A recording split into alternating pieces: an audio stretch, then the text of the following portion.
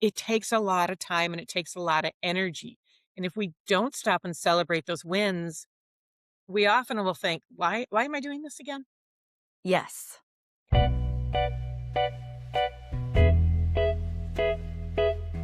Welcome to Smart Women Talking. We bring you thoughtful conversation about work, life, leadership, and everything in between. I'm Polly Meyer, And I'm Barbara Zuliger. and each week we're bringing you honest conversations, smart perspectives, and ideas that you can actually use.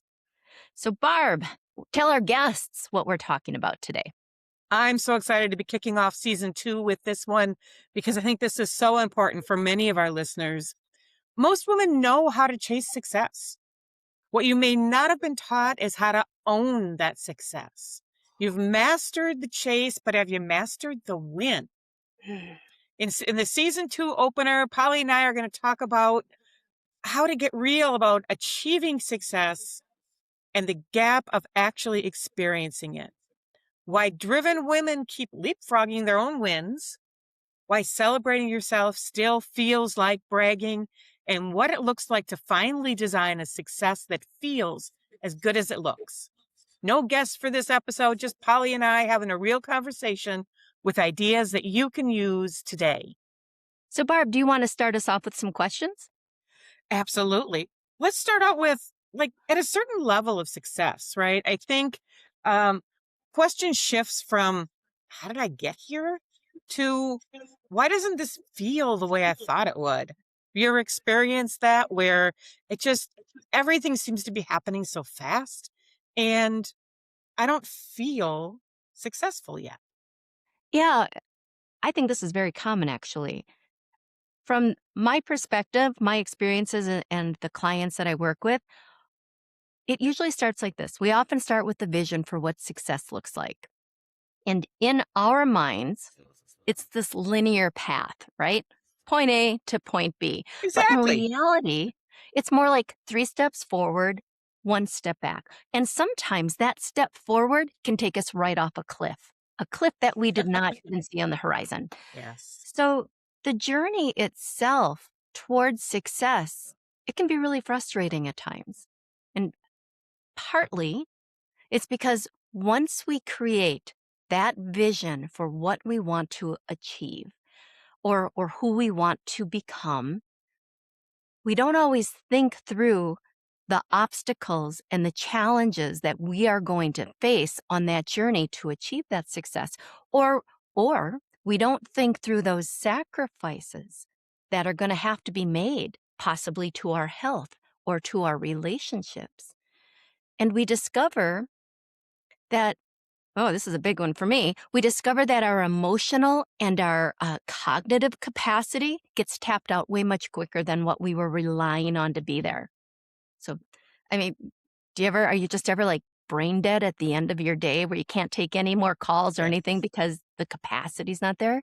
So when we achieve success, by the time we achieve it, Barb, we're not A to B, right? We're not fresh and shiny and new when we get there, but we're often battered and bruised in unexpected ways by the journey. And so once we feel like we've achieved that success, we've got it, we worked for it, we got it, we tend to look back and we wonder, was it worth it? So that's my Yeah. perspective. What's yours? Well, I like the idea of the looking back because I think often we really can't appreciate our success without looking back, right? It's kind of like, the old connect the dots kind of thing. Got to go from A to B to C or one, two, three, whatever Mhm. that is, to see what the picture is going to be. And you only know it when you've completed the dots. And success is a little bit like that. In order to see where we've come from where we were, we got to be able to look back and appreciate those moves and not get caught up in the, oh, well, instead of going from 3 to 4, I went from 3 to 9, and then I had to circle back, and then I had to do 4, 5, and then I had to come and redo number 2, right? That's It's what the guts and exhausting. dots of success are a lot more like because the wins are small. If we can appreciate the small wins, right, and Mhm. acknowledge them, then, like you talked about the sacrifices and having the energy, I always think I can do more than I can really do. And I can do it faster than because I've thought about it. It's in my brain, right? I know what the steps are. But just because I know that here's how I can get my 2 miles in today doesn't mean I can do it any faster than what it takes to get it done, And are right? you a rabbit hole girl? Like like I know what steps need to be done and I know the allotted time I have, but then I in my research or in my work, like an email will pop in, there is a link, and now I'm gone down a rabbit hole that takes me way off course as well, which makes success take longer to achieve. Are It you does that way because at all? again, you've gone from 4, "Ooh, 10 looks Yes. nice. Let's go do 10," right? And I do the same thing. What I tend to do is go through these things, and if I'm talking about the same dot to dot analogy, I can get to 4. Oh, but then there's a 4.2 and there's a 4.3 and there's a 4.6. And the one project I was working on has now become 6. And I want to do Mm. them all at once because they all Mm. started from the same spark. Yes. Yes? Yes. And we can't do them all at once and do any of them effectively.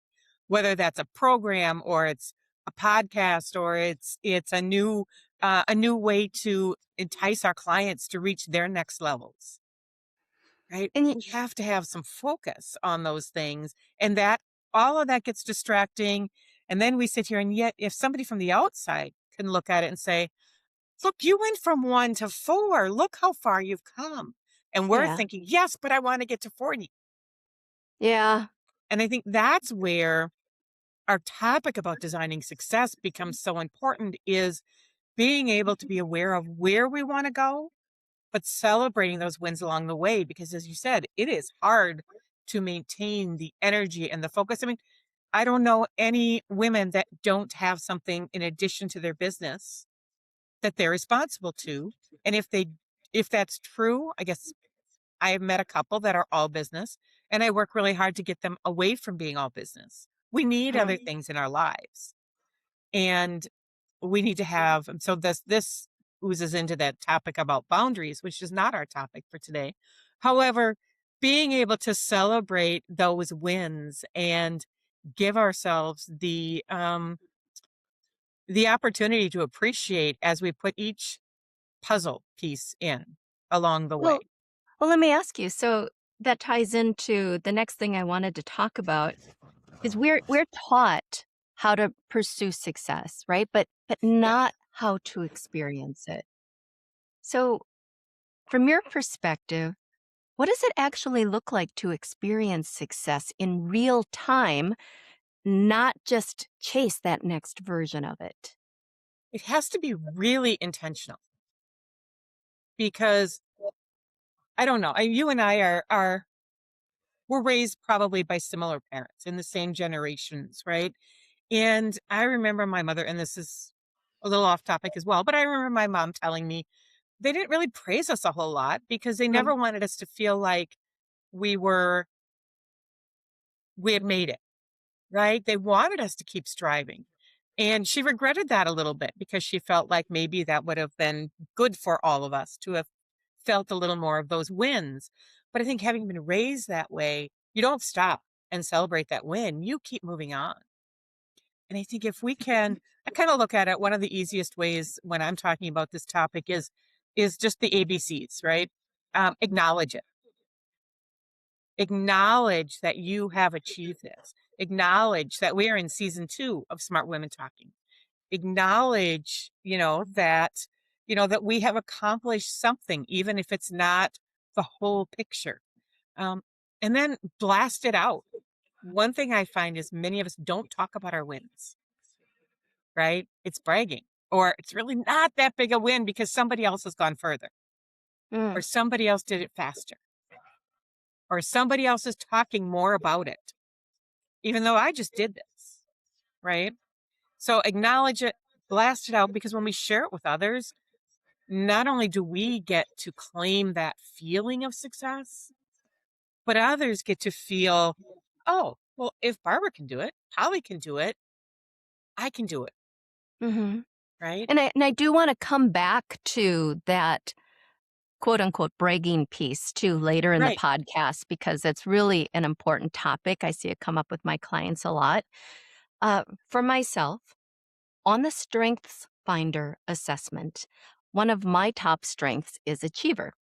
So Hmm. for someone like me, once something has been achieved, we just move right on to the next thing. We barely acknowledge it, right? No Yes. matter how big or how small that achievement was for us. But for now, I am a recovering type A personality. I'm becoming more intentional about sharing my success with others. So I am currently in the process of becoming my own cheerleader, right? I love I'm that. intentionally calling my friends. I'm calling those people who care about me. I'm also writing about them in my journal, right? Because just documenting the process, the challenges you experienced along the way, how you overcame them, has, in a way, strengthened me.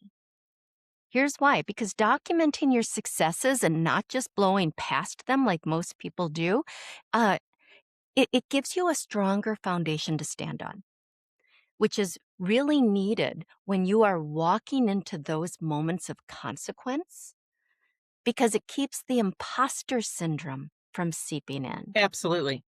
So, how does it keep the imposter syndrome from seeping in? Because when you are clear on your successes, what you've overcome, no matter how small, the challenges that you faced, now, because you've documented them, you've internalized them, you have a deeper understanding of what you bring to the table, right? And that goes a long way in building your resilience, goes a long way in building your confidence. It does. And And that resilience is a big piece of it. When we started our businesses, when you start something new, most people are like, okay, I'm all in and I know I'm going to be working a lot of hours and I'm going to dive deep. But for most of us, whether it's our career or our business, or maybe you're a leader in the community, or you're in a uh, in politics, or you're anything that you are striving for, it takes a lot of time and it takes a lot of energy. And if we don't stop and celebrate those wins, we often will think, why am I doing this again? yes, And, yes. many times I know for me in my career, if I had known back in 2008 how long it was going to take and how much work it was going to take for me to reach the levels that I wanted to be at, I'm not sure I would have done it. Hmm. And that would have been a mistake So because I maybe love it's what I best do. not to know, right?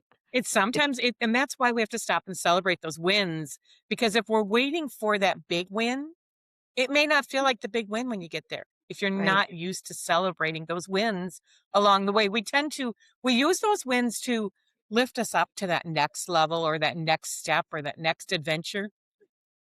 And that's okay as long as we stop and appreciate it before we do that leapfrog move. Don't ignore Mhm. what you've already achieved, because claiming it, as you say, through journaling, claiming it through meetings with others, and even like starting out meetings.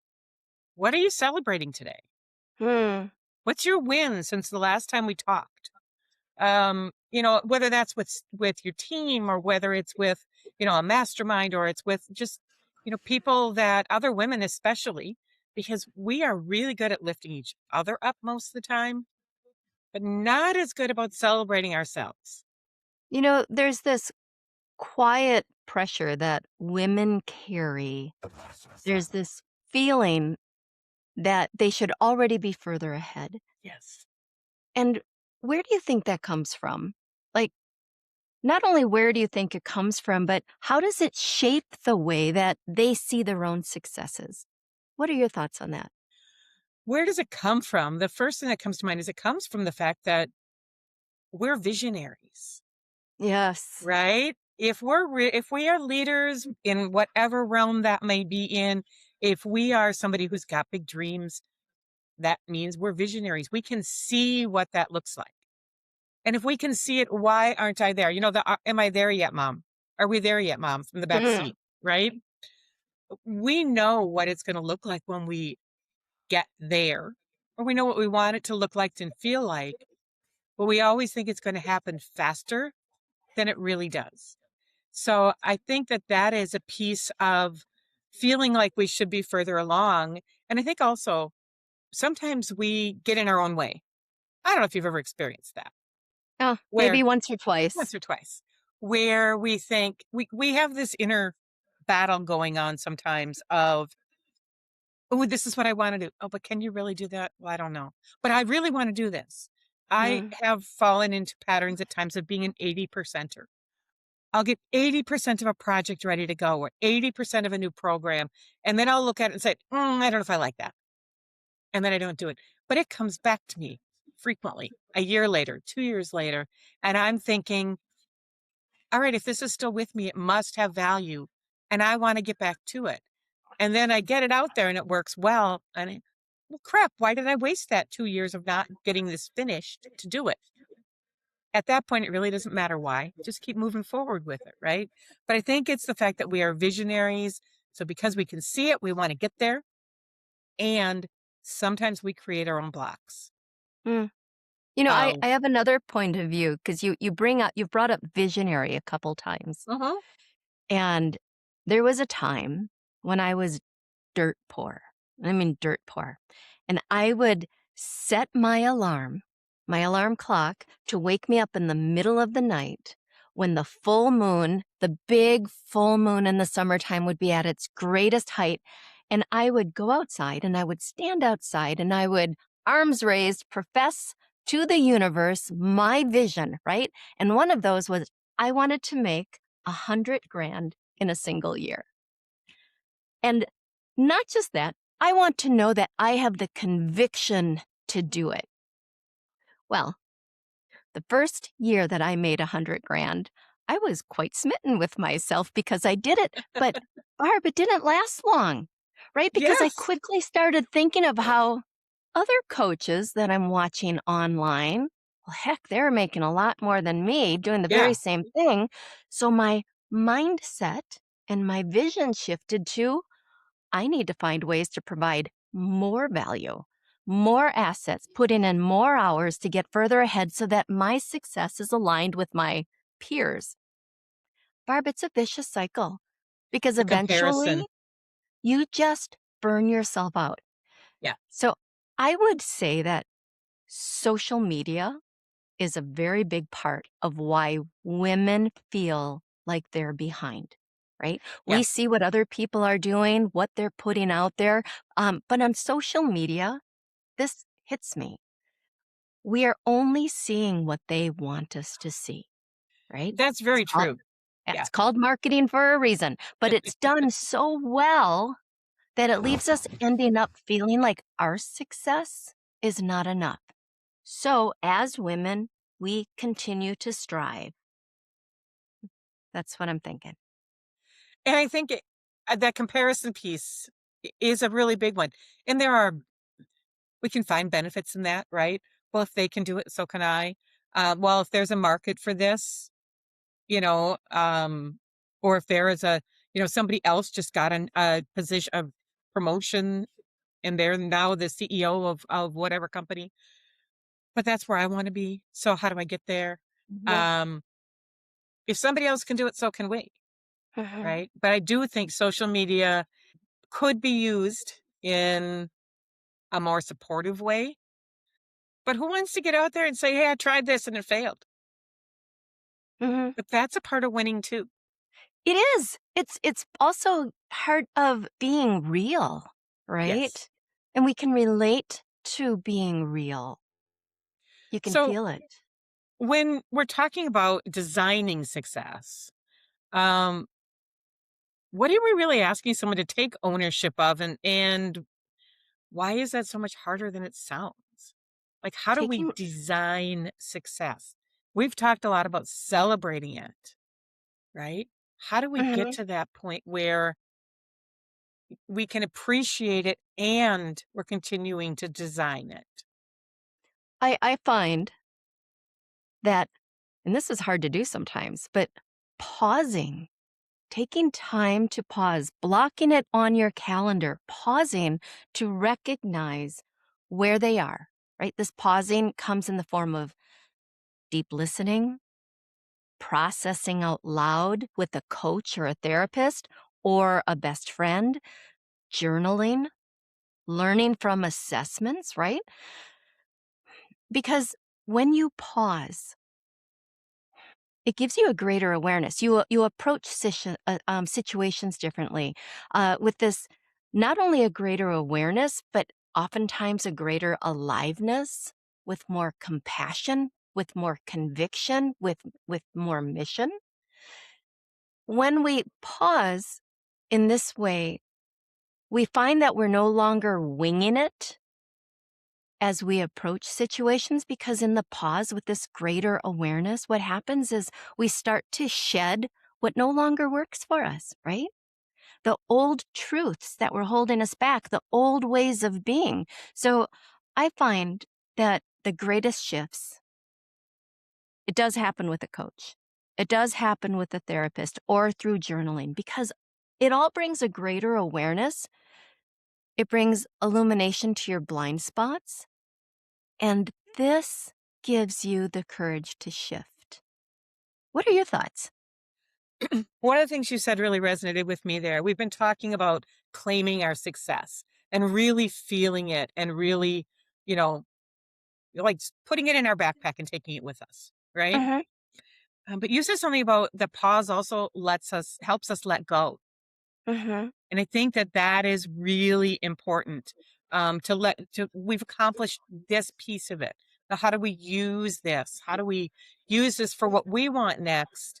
And how do we just be sometimes, right? I Mm-hmm. know there's been a couple of years where over the last few, where I've had on my bulletin board in front of me the word striving. Mm. And the purpose of it is to remind myself to stop striving, Mm-hmm. Mm-hmm. because we can't be striving 24/7. We're not effective. When we feel like at least for me, when I feel like I'm striving 24/7, what I'm really doing is creating my own anxiety. And when I can tell myself, I'm not striving, I'm doing the things I love to do, I'm doing what I feel called to do, and I'm doing what I think serves the people I'm here to serve. Mm-hmm. So, how do I do that? Because one of the other things you mentioned was winging it. Well, you and I definitely have that um, yin and yang on that piece. I like to Yes, wing we things. do. Polly is very professional and very organized in how she does things. And we balance each other off a little bit. Um, and I think that that is a benefit too, to be around people that do things a little different than you do, not necessarily so you change, but so you can appreciate what the balance is there. Mm-hmm. So, that pause, and that pause might be taking a Friday off. That pause might be a vacation. That pause might be a glass of wine on the porch. Mm-hmm. Whatever that pause is, but being intentional about it and saying, this was a good week. This was Mm-hmm. a good day. We had good movement in that project. And just acknowledging that helps us to get that energy and the focus to keep moving forward. And even when things don't go well, we learn from that, right? And we want to Mm-hmm. pull that into our time of designing our success, because we don't want to make the same mistakes over and over again. We want to make new ones, Right. Right. right? And my pausing and with my clients, it's very intentional. So Hmm. we have rituals around the pause where we have a specific day and a specific time that we do our rituals. Let's say Thursday night at 7:30. Uh, we have a specific place that we do our pausing. We have a specific journal with prompts that are there. We light a candle. We turn on a playlist. And that time is just ours. That half hour, 45 minutes, 1 hour is just ours to really dive deep into where we are, where we're going, what is important right now, What is being neglected that I need to shine more light on? What is taking my energy? Where do I need energy? So it's very intentional. But I really do like your idea of a glass of wine on a porch. Uh, Anytime you have that time alone or time to process with somebody else, I think is Right. equally important.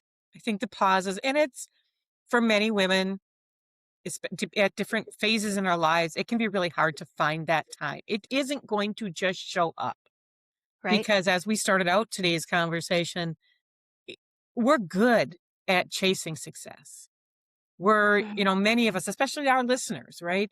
Many are very accomplished people who have done important things in their lives and are continuing to add more to, their buckets of success, right? What they're winning in and what they're learning and what they're accomplishing. Um, and we need to be intentional about stopping to appreciate that so that we can keep moving forward with that, whether that pause is a couple of minutes because there's so many other things going on, right? I mean, Mhm. when you and I were raising kids, and now we get to have that added benefit of spending time with those parts of our family, we're always giving. That's what I find for most women, and whether we're doing that through our careers and our what we're striving for and what we're trying to accomplish from that perspective.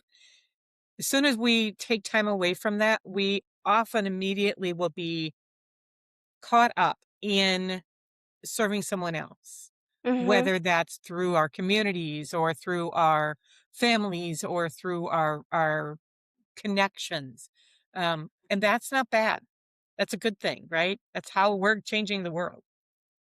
Well, We to your want point, success in one area of your life means that you're going to be taking away your time and your energy and your focus from another true, area of your life. And over time, if it goes unchecked, you're trying to do everything.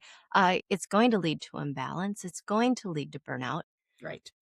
So I would say that taking ownership means regularly assessing all of those areas of your life, right? Your health, your relationships, your mental and emotional needs, making sure that you have experiences built in to make life worthwhile, right? That you're being responsible with your finances and congruent with your spiritual beliefs. That, Barb, is a lot to carry for anybody. It is, And and that is the thing too. One of the tools I use is the Wheel of Life, and Mhm, I honestly don't remember right now who this comes from. It was not my creation. It comes from one of these really brilliant people like Stephen Covey or something like that. mhm, And I do have that available if anybody is interested in a copy of the Wheel of Life. It's a simple worksheet where there are 10 different aspects on there. A lot of them you just listed out, right? And we mhm. give ourselves a score of 1 to 10 on that of how strong do we feel about how good do we feel about where we're at in this quadrant of the wheel right now? We can't be 100% addressing all 10 aspects at any Right. one time. So even if something is, say, it's a 3 or it's a 4 out of 10, maybe it's not a priority right now, right? And being aware of that and allowing yourself to say, that isn't a priority for me right now because this needs to be. Right? So maybe Mhm, it's the aspect of physical fitness. Maybe it's I'm going for walks every day, but I'm not meeting with my trainer and I'm not lifting weights and I'm not and I'm not and I'm not. Right? But right now, in the next 90 days or next year, my time has to be focused over here. So I will keep this at a point of a 3 or a 4, but it's not going to be a 10 right now. And allowing that to be real for you because we mhm. can't win at everything on that circle all at one time. It's a win to get that balance, that harmony going of, and there are times when our careers are going to take a back seat for a little bit. Okay, this is kind of on auto drive for a little bit. And yeah, I need to keep my foot on the pedal and be paying attention, but I don't need to be going 100 miles an hour during this phase, whether it's Mhm, months or a year or whatever it is.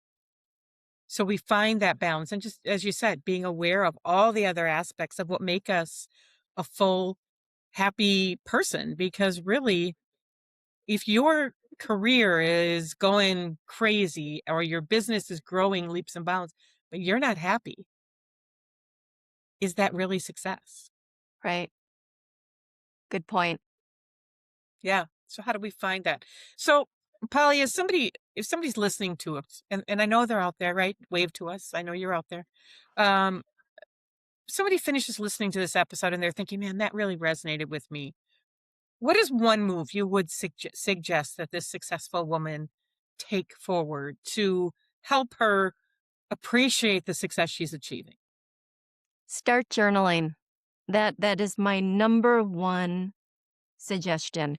Either with a pen and a notebook or open up a notes app and start talking into it while you are taking a walk. Yes. It's even better. You're accomplishing two things at once. The process of writing and Yes. thinking out loud uninterrupted, it is going to reveal some very deep insights and aha moments for you. And in fact, if you journal, I would say have two journals. Have a junk journal to process all of those messy thoughts, and Yeah. then have another journal for the insights that came out of it, Oh, I right? like that. Yeah, that is my number one idea of what you should take away from this. Barb, what's yours? This just came to me, but I do think we've talked about it in other ways. But let's say find a bragging partner. Hmm. Who's your person that you can really sit down and be honest about what's really going on for you? Hey, here's my wins. Here's the things that suck to get here, but here's my wins. You got to be able to talk about both. We look at social media, as we said, where we only see the wins, right? And when we're talking with our friends or our family, maybe we're only talking about the challenges. So who's your person or your group of people Mm. where you can have that conversation and say, you know what, this felt really good this week when I got this done. I didn't want to do it. I put it off. That was a win for me. I got that done. It's not going to show up, in the world's not coming to see it, but it's a win and I need to celebrate it. So who's your bragging person that you could talk with about that? I love that. Right. So it's Absolutely. kind of like the journal, but a Yeah. person you can actually have that give and take with. Okay, Barb. So this wraps our first episode of season 2 of Smart Women Talking. To our listeners, thank you so much for spending time with us today. If this conversation resonated with you, share it with a friend, subscribe, and join us next time for another episode of Smart Women Talking.